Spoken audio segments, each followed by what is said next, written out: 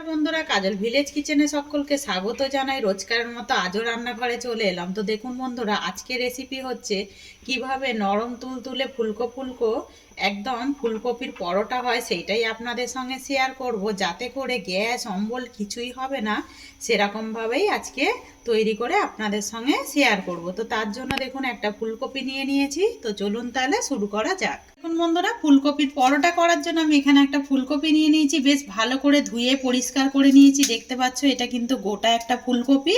তো চলো তাহলে গ্যাসটাকে জেলে নেওয়া যাক। তো গ্যাসটা অন করে দিয়ে কড়াটাকে বসিয়ে দিয়ে আমি দেখো এর মধ্যে 2 গ্লাসের মতো জল দিয়ে দিয়েছি। এই জলের মধ্যে দিয়ে দেব আমি লবণ। তো বন্ধুরা, এইভাবে যদি পরোটা করো না, মানে ফুলকপির পরোটা, তাহলে পরে কিন্তু গ্যাস অম্বল এগুলো কিন্তু হয় না। অনেক সময় দেখবেন যেরকম যদি কাঁচা আমরা ফুলকপিকে যদি মানে গেটারের সাহায্যে গেট করে যদি আমরা পুর রেডি করি, তাতে করে কি হয়, গ্যাস অম্বল হয়। আর যদি আমরা একটু জলের মধ্যে এরকম লবণ দিয়ে ভাপিয়ে নিই, তাহলে কিন্তু গ্যাস অম্বল হয় না। তো দেখুন বন্ধুরা, এখানে জলটা আমি গরম হতে তাহলে বসিয়ে দিলাম। এবারে আমি দিয়ে দেব গোটা ফুলকপিটাকেই আমি খুব ভালো করে এই জলের মধ্যে ভাপিয়ে নেব, তাতে করে একদমই গ্যাস অম্বল হয় না। তো চলুন তাহলে এটাকে এবারে ঢাকা দেওয়া যাক। দিকে ততক্ষণ ফুলকপিটা ভাপিয়ে নেওয়া যাক। ততক্ষণে আমি এখানে দেখুন আটা নিয়ে নিয়েছি বন্ধুরা। চাইলে তোমরা আটা ময়দা পাইল করেও নিতে পারো, অথবা আটাও নিতে পারো, আর শুধু ময়দাতেও করতে পারো। তো আমি এখানে আটা নিয়েছি, যার জন্য গ্যাস অম্বল কিছুই হবে না। আজকে আমি সেইভাবেই যেহেতু করব, আর আটা খাওয়া খুবই ভালো। তো দেখুন এখানে আটাটা নিয়ে নিয়েছি। এবার আটার মধ্যে কিছু উপকরণ দেব। দিয়ে দেব স্বাদ মতো লবণ বা মাপ মতো লবণ, আর একটু একটু মুচমুচে আর টেস্ট হওয়ার জন্য দিয়ে দেব 1 চামচের মতো চিনি, আর দিয়ে দেব 2 চামচের মতো ছোট চামচে সাদা তেল। তো দেখুন বন্ধুরা, দিয়ে দিলাম সাদা তেল। দিয়ে এবারে সমস্ত উপকরণগুলোকে খুব ভালো করে এইভাবে মিশিয়ে নেব। আগে সমস্ত উপকরণগুলোকে বেশ ভালো করে মিশিয়ে নিলাম। এবার আমি এখানে অল্প অল্প করে জল দেব, দিয়ে একটা যেরকম আটা ময়দার ঠিক ডো রেডি করে সেরকমভাবেই আমি আটা ময়দাটাকে মেখে নেব। তো দেখুন বন্ধুরা, বেশ আটাটাকে খুব ভালো করে কিন্তু মেখে নিলাম। একদম দেখুন এরকম একটু নরম নরম করে মেখে নিয়েছি। অপর দিকে দেখুন ফুলকপিটাকেও উল্টে পাল্টে আমি 5 মিনিট ভালো করে ভাপিয়ে নিয়েছি। ভাপাটা দেখুন একদম অনেক সুন্দরভাবে হয়েছে। এটাকে এবারে জল থেকে তুলে নেব। তো দেখুন বন্ধুরা, এখানে আমি ফুলকপিটাকে নিয়ে নিয়েছি। একটুখানি জলে ধুয়ে এটাকে ঠান্ডা করে নেব আগে। তো দেখুন বন্ধুরা, বেশ অনেকটাই ঠান্ডা হয়ে গেছে, তবু আমি হাত দিয়ে এটাকে বের করতে পারবো। তো অল্প অল্প জল আছে, দেখুন এই জলটাকে ভালো করে ফেলে দেব। এবার আমি ফুলকপি থেকে যতটা নরম যেইগুলো হয় একদম ছাড়িয়ে নেব, শক্তগুলো দেব না। দেখুন এইভাবে আমি ছাড়িয়ে নিচ্ছি। দেখুন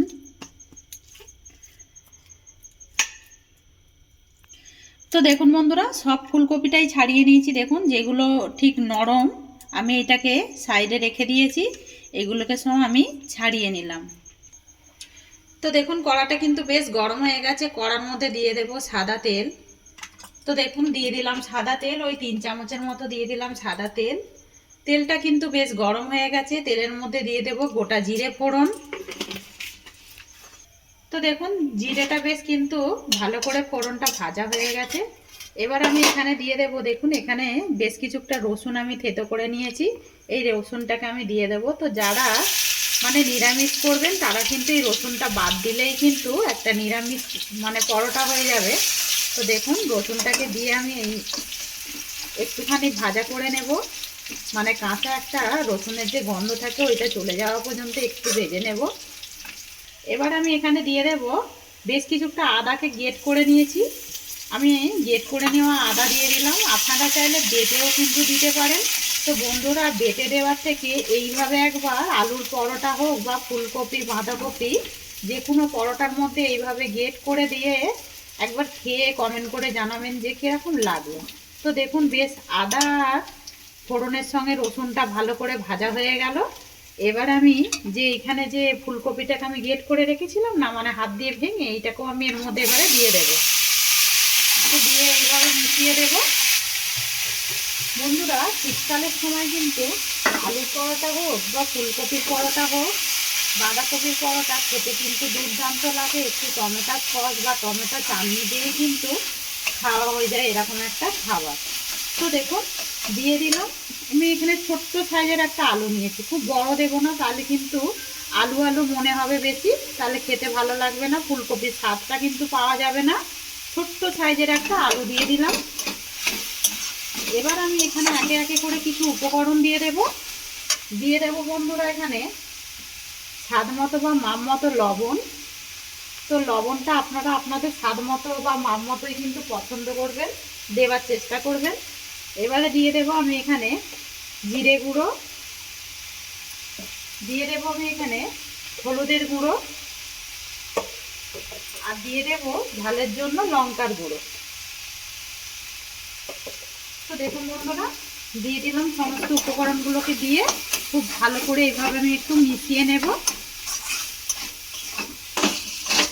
তো দেখুন বন্ধুরা, পুরটা একদম রেডি হয়ে এসেছে। এবার আমি এর মধ্যে দিয়ে দেব এখানে বেশ কিছুটা ধনেপাতা কোঁচানো, এতে করে বেশ সুন্দর একটা টেস্ট হবে। তো দেখুন দিয়ে দিলাম ধনেপাতা কোঁচানো। আর এবারে ওপর থেকে দিয়ে দেব আমি এখানে জিরে, গরম মশলা, আর এখানে আমি ধনেকে ভালো করে শুকনো খোলায় নেড়ে ভেজে রেখেছিলাম, এটা আমি দিয়ে দিলাম অল্প করে। এটা আপনারা চাইলে নাও দিতে পারেন, একটু গরম মশলা গুঁড়ো দিলেও হবে। তো দেখুন দিয়ে সমস্ত উপকরণগুলোকে মিশিয়ে নেব। তো দেখুন বন্ধুরা, পুরটা একদম রেডি হয়ে গেছে। আমি এবারে এখন গ্যাস অফ করে দেব, দিয়ে পুরটাকে একটু ঠান্ডা হতে দেব। তো দেখুন বন্ধুরা, ততক্ষণে পুরটা ঠান্ডা হয়ে যায়।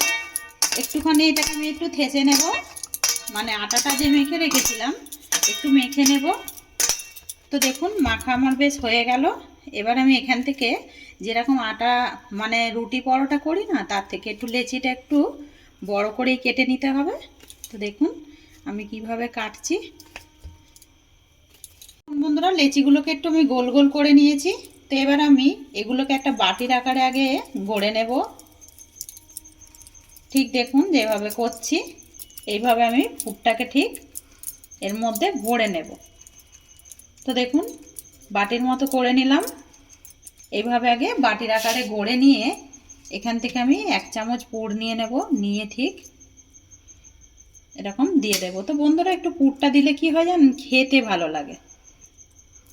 তো পুরটা দিয়ে দিলাম, দিয়ে আমি এবারে দেখুন কিভাবে মুড়ছি, এভাবে আমি ঠিক মুড়ে নেব।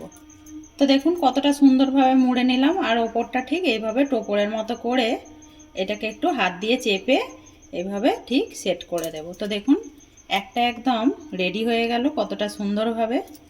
তো এবারে এই একইভাবে এইগুলোকেও আমি বাটির আকারে করে আগে গড়ে নেব, তারপর আমি ভাজা দেখাচ্ছি কিভাবে নরম তুলতুলে একদম ফুলকো ফুলকো হয়, সেইটাই দেখার বিষয়।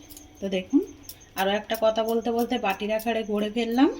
তো এর মধ্যে ওই একইভাবে আমি পুর দিয়ে দেব।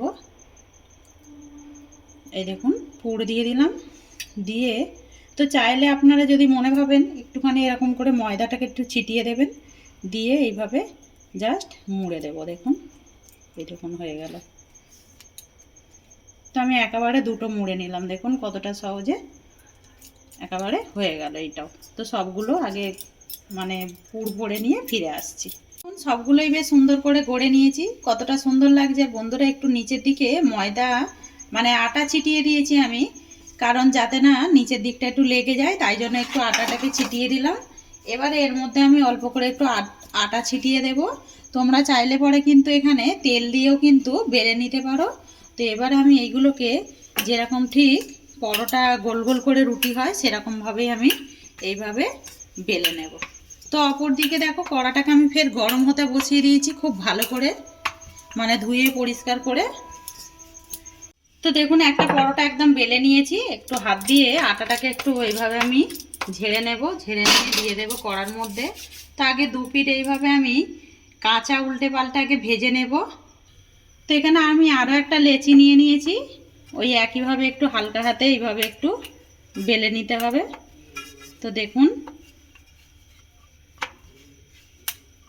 তো দেখুন এইদিকে আমি আরও একটা ফুলকপির পরোটা বেশ সুন্দর করে বেলে নিলাম। অপর দিকে দেখুন একটা পিঠ বেশ হয়ে গেছে, অপর পিঠটা উল্টে দেব। উল্টে পাল্টে আমি আগে ভেজে নিলাম। এবার আমি এর মধ্যে দিয়ে দেব সাদা তেল। তো খুব বেশি এতে তেল লাগে না, অল্পই তেল লাগে। দেখুন এখানে আমি 1 থেকে 1.5 চামচের মতো তেল দিয়ে দিলাম। তো দিয়ে এইভাবে ভালো করে ভেজে নিতে হবে। দেখুন কতটা সুন্দরভাবে ফুলছে। দেখুন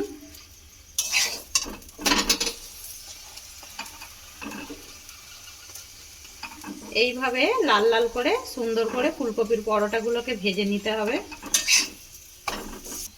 তো দেখুন একটা ফুলকপির পরোটা একদম রেডি হয়ে গেল। কতটা সুন্দর হয়েছে দেখুন দেখতে। তো এই একইভাবে এইটাকেও আমি ভেজে নেব। ওই একইভাবে আমি একটু আটাটাকে ঝেড়ে দেব, দিয়ে কড়ার মধ্যে দিয়ে দেব। এইটাও আমি বেশ 2 পিঠ আগে কাঁচা উল্টে পাল্টে ভেজে নিলাম।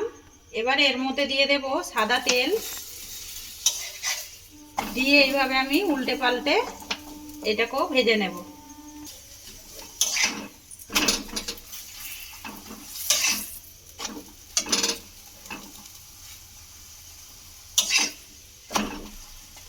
তো দেখুন বন্ধুরা কতটা সুন্দরভাবে পরোটাগুলো ফুলছে। দেখুন যেমনই নরম হয় তেমন কিন্তু ফুলকপির পরোটাগুলো বেশ খেতে ভালো লাগে। দেখুন আমি তো সাদা তেল দিয়ে ভাজছি, আপনারা চাইলে কিন্তু ঘি অথবা বাটার দিয়েও কিন্তু ভেজে নিতে পারেন, তাতে করেও কিন্তু খেতে ভালো লাগবে। তো দেখুন এইভাবে পরোটাগুলোকে ভেজে আমি ফিরে আসছি। দেখুন বন্ধুরা ফুলকপির পরোটা কত সুন্দর নরম হয়েছে দেখুন, আর খেতে তো দুর্দান্ত লাগবে। দেখুন কতটা সুন্দর হয়েছে। তো দেখুন, তো একবার হলো এইভাবে বাড়িতে ট্রাই করে সবাই খেয়ে কিন্তু কমেন্ট করে জানাবেন। যদি রেসিপিটি ভালো লেগে থাকে লাইক শেয়ার কমেন্ট করবেন, বন্ধুদের সঙ্গে শেয়ার করবেন, আর এই ছোট্ট চ্যানেলটিকে সাবস্ক্রাইবার করে নেবেন। আমার এরকম নিত্য নতুন রান্নার জন্য পাশে থাকা বেল আইকনটি প্রেস করবেন। সবাই ভালো থাকবেন, সুস্থ থাকবেন। ধন্যবাদ। আবারও কোনো নতুন রেসিপি নিয়ে ফিরে আসবো।